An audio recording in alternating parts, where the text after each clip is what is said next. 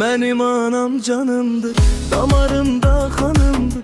Evimizin direği, hamımızın yerimi. Gözlerimde yol yatır, duaları yol açır. Bir bakışı yeter ki derdim birden yok olsun. Elleri cennet kokar, sesi kalbimde bahar. Adını pıçıldasam yüreğim tapar gerar. Ana yüreğimin sesi, ömrümün saf nağmesi.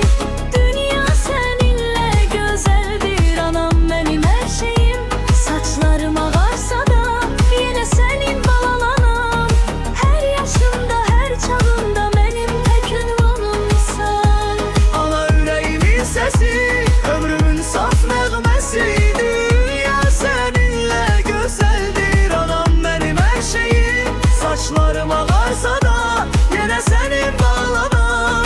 Her yaşımda her çağımda benim tek ünvanımsın.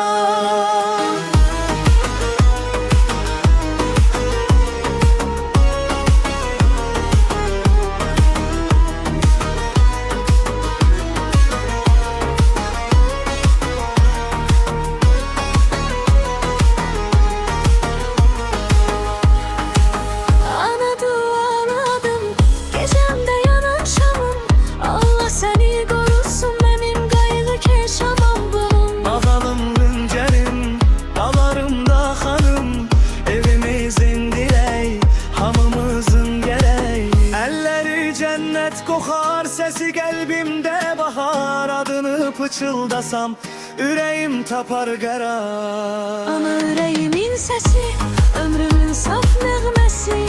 Dünya seninle güzeldir anam, benim her şeyim. Saçlarım ağarsa da yine senin balanam. Her yaşımda her çağımda benim tek ünvanımsın. Ana yüreğimin sesi, ömrümün saf nağmesi. Dünya seninle güzeldir anam, benim her şeyim. Saçlarım ağarsa da yine senin babalanam. Her yaşımda her çağımda benim tek ünvanımsın.